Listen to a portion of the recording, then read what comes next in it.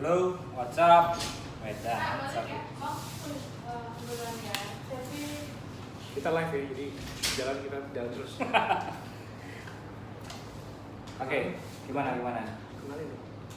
Oke, halo, nama gua BUNGSU, Bungsu. Gua di sini salah satu founder Karasa Coffee yang bertempat di Padang, Jalan Adidugoro nomor 30. Terus gua buka Karasa udah sekitar 1,5 tahun berjalan sampai hari ini, sekitar itulah. Wes, Udah kenal nih, gitu dong. udah lah gitu kan. Lama-lama nanti kenal, kan bisa follow Instagram, nanti gua promosi. Tapi sebelum ini kan kita udah antigen ya? Udah. Jadi baik kita udah antigen, udah aman, negatif semua, alhamdulillah. Udah vaksin juga kan. Oke. Nah, habis. Ya tadi sebelumnya kita udah ada antigen, jadi selandaran dengan baik. Kang, Yo. aku manggil Kang ya? Kang, boleh. Ini kameranya lewat sini aja deh, dari kamera. Terus, ini gaya YouTube zaman now, jadi kita harus lihat kamera. Jadi anak YouTuber. Tapi kalau kita lihat tatapan kan curiga. Mesra kagak, oh iya. Apa latar belakang akan buka kopi, kedai kopi ini? Latar belakang buka kedai kopi sebenarnya gue cenderung hobi challenge lah gitu orangnya, tantangan, terutama di bidang usaha apapun itu. Kalau emang usaha itu bikin gue penasaran gitu kan ya, bikin gue ini enak nih buat gue jalanin, gue terjun gitu kan. Kenapa gue bikin di kopi sekarang? Karena mungkin kopi itu salah satu komoditi di Indonesia yang akan habis sama sekali. Dan Indonesia salah satu produsen kopi terbesar di dunia, itu sudah masuk. Dan orang siapa sih yang nggak suka ngopi kan? Dari muda sampai tua orang suka ngopi. Dan gua pun jujur, everyday gua pasti ngopi itu kan. Gua pertama buka ini gua pikir gua ngopi ke kafe-kafe, ngeluarin cuan sendiri gitu kan. Berpikir kenapa nggak gua buat kopi sendiri aja. Asalnya gua buka cuman di garasi rumah. Tujuannya yang penting ya gua bisa ngopi, ada friend to friend yang beli, oke, alhamdulillah gitu kan ya.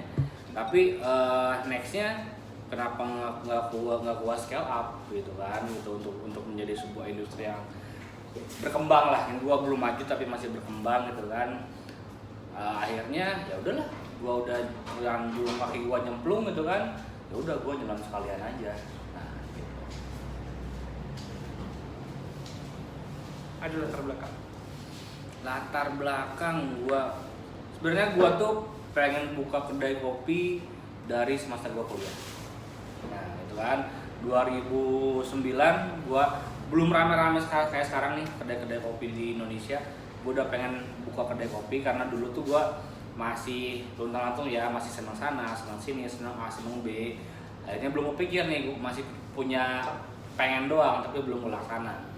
Akhirnya sekarang udah berapa tahun berjalan, gua pikir ya udahlah, mungkin sekarang udah saatnya lah buat berusaha mewujudkan keinginan gua yang dulu gitu kan. Asal tertunda. Ya iya kan, kita start boleh kapanpun, yang penting finish kita bareng-bareng. Nah, itu prinsip usaha sih kayak gitu ya. Menurut gua nggak ada usaha yang gua udah ketinggalan nih, yang lain udah maju nih gitu kan. Ini kan Akang ini kan gue panggil Akang karena Akang dari Bandung. Sekarang ada di Padang. Nggak takut? Gimana ya? Usaha tuh semua ada ketakutan ya. Usaha tuh nggak ada yang tidak ada ketakutan. Semua pasti ada ketakutan. Tapi kapan kita mau mulai usaha? Tapi kalau kita masih banyak berpikir, gue di Padang, gue orang Bandung, tapi kok buka usaha di Padang gitu kan? Toh banyak usaha-usaha lain pun yang dia bisa start di beberapa kota gitu kan. Nah, gue buka usaha di Padang karena awalnya gue pun kerja di Padang gitu kan. Akhirnya gue sambil cari sampingan gitu kan, ya udahlah gue sambil buka usaha, alhamdulillah bisa scale up maupun sedikit ya. Gue pun di sini berusaha di Padang, berusaha ini sih kedai bikin autopilot caranya gimana biar gue bisa nanti beberapa bikin kedai di kota-kota lain, terutama di kota gue sendiri di Bandung ya. Itu udah pasti gue harus support di sana. Tapi buat sekarang sih belum. Apa ini kan tempat jauh. Pengaruh nggak dengan lokasi? Lokasi, oke. Untuk lokasi kalau usaha tuh sebenarnya kita usaha tuh mau nonjolin apa gitu kan. Orang-orang tuh mau beli sesuatu dari kedai kita, mereka dapat privilege apa dari kita gitu kan. Jujur kita Karasa Kopi kita buka tuh di daerah batas kota ya, yang mau lewat ke Pariaman kan, antara Padang Kota sama Padang Pariaman. Dan mungkin di salah satu ruas jalan sini mungkin baru Karasa Kopi yang buka pertama nih. Kedai kopi yang lain-lain masih kedai-kedai warung gitu kan untuk pertama. Nah tapi gue cukup optimis gitu kan, sebagai gue pionir untuk di wilayah sini, kenapa nggak gue bikin market sendiri gitu kan, daripada orang-orang sini misalkan yang pengen malam gabut harus ke kota dan lain-lain, gue fasilitasin. Karena ya gue berusaha membuat circle gue sendiri di sini. Kenapa kenapa sih gue nggak, contoh di Padang ya kan Taplol tuh ramai, bener nggak? Coffee shop, wih, jejer, jejer, gitu kan. Terus di daerah Ahmad Yani, gue pengen suatu saat gue buka emang di poin emang di pusat banget kota gitu kan, biar agak si crowdnya tuh dapat. Tapi mungkin ada waktunya karena mungkin gue sekarang dikasih kesempatannya di sini. Tapi kalau di sana dalam dunia bisnis tuh ada namanya red ocean business gitu kan. Emang itu kompetitor itu sangat berpengaruh buat berkembangnya bisnis kita. Tapi ada namanya red ocean business di mana kita kalau orangnya tidak bisa menjaga idealis usaha dia bakal terpengaruh dengan harga bisnis yang lain. Nah, gua karena di sini gua punya prinsip bisnis sendiri, gua punya ya kalau idealis lah, gua punya idealis usaha sendiri gua gitu kan. Gua harus kopi gua harus kayak gimana gitu kan. Terus dari mulai harga gua harus berapa, gua menyesuaikan dengan wilayah sekitar sini gitu kan. Dan dengan harga yang emang mungkin untuk wilayah sini cukup tinggi, tapi mereka dapat sesuatu yang worth it yang bisa mereka bawa pulang. Dan tidak jauh beda dengan yang mereka dapat di kota-kota tengah kota lah. Sekarang kita masuk skill nih. Latar belakang tadi gue udah tanya. Nah, itu kan nggak mudah ya. Ada ukurannya. Gimana cara blendernya? Gimana cara? Ya itu tidak mudah. Belajar dari mana? Kalau zaman sekarang kita mau bikin apapun, sarana belajar tuh udah banyak banget. Mau itu yang pertama, mau kita yang paling gampang tuh friend to friend. Oke, itu yang paling gampang banget. Ada audience. Ya enggak. Nanti gue dapet duit loh kalau itu. Kira asli. Terus ada friend to friend tuh yang paling gampang. Lu punya link, lu punya relasi, lu bisa sharing session sama mereka gitu kan, tukar pikiran dari mulai bikin usaha gimana caranya, dari mulai bikin kopi yang enak kayak gimana. Sekarang ada namanya platform YouTube, bro. Bener nggak? Itu di YouTube tuh apapun lu mau cari itu ada. Itu ada dari A sampai Z ada. Kalau lu ada kemauan semua tuh bisa. Yang ketiga, sekarang seminar-seminar udah banyak, workshop udah banyak. Gitu kan, lu mending investasi lu sedikit ngeluarin biaya, tapi lu investasi di ilmu lu. Ya skill lu itu sampai kapanpun lu bisa bawa. Nah kalau gua prinsipnya di situ. Gua pun pengen kedai gua punya barang-barang yang emang branded dan lain-lain. Tapi gua mengutamakan sekarang gua investnya gua di ilmu dulu. Gitu kan, dari gua manajemen, dari gua bikin kopi. Nah terus kan bikin kopi gimana caranya sih kan? Nah itu tergantung selera sebenarnya. Kalau kopi sih kalau lu bikin di rumah kopi, masukin gelas, seduh, kocok-kocok, kasih gula, jadi kopi. Itu namanya kopi, bener nggak? Ya. Kalau nggak kopi kasih air jadi kopi. Kopi terlalu manis namanya kopi. Nah sebenarnya kopi itu tidak ada yang enak dan tidak ada yang nggak enak. Kalau mungkin ada beberapa orang ini kopinya enak karena dia mungkin cenderung tidak suka kopi. Karena kalau orang yang ngerti kopi nggak akan bilang nggak enak. Oh ini kopinya kurang ini nih. Kopinya ini pakai kopi ini nih. Kopinya misalkan roastingnya terlalu dark atau apa, itu bakal ngaruh ke tes mereka. Tapi kalau ada yang bilang kopi nggak enak tanpa dia harus menilai, mungkin dia nggak suka kopi. Nah, tapi kalau dia ngerti dari mulai komposisi, mengerti emang dia emang pecinta kopi gitu kan, dia pasti tesnya itu pasti kerasa banget.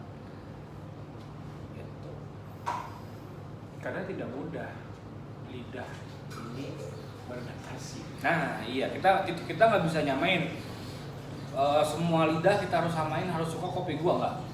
Kan ini masalahnya ada lidah yang suka manis. Dia kopi dikasih pengen manis. Ya. Ada yang penyuka kopi tapi dia pahit. Tapi ada juga orang yang sukanya manis.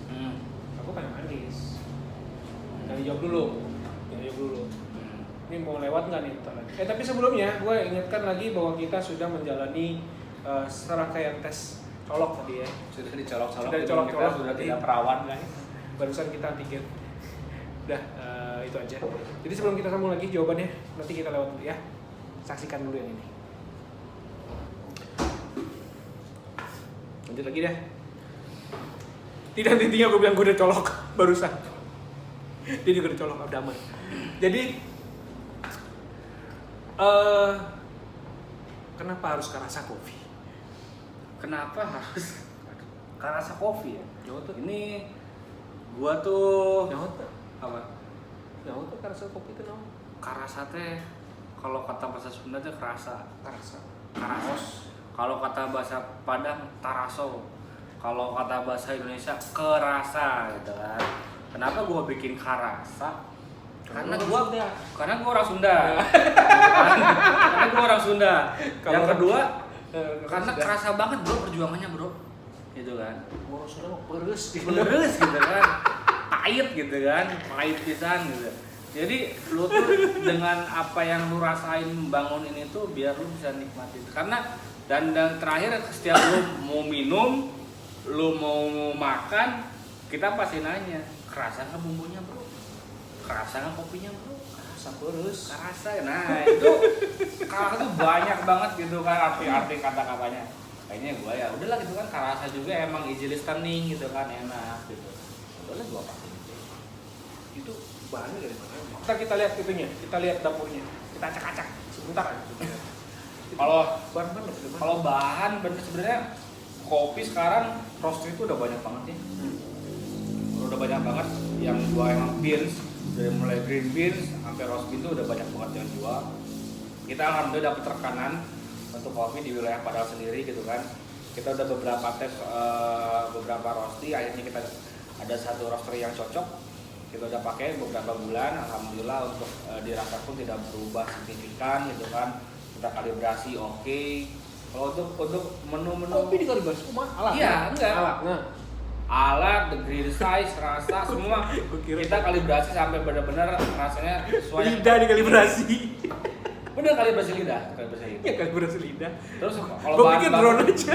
kalau bahan baku lain sih sekarang udah gampang banget ya, dari mulai cup, dari mulai sirup, dari mulai powder itu udah cari banyak banget, tinggal lu tentuin yang cocok sama usaha lu tuh yang kayak gimana, sesuai dengan itu, dengan budget jual lu tuh gimana itu kan.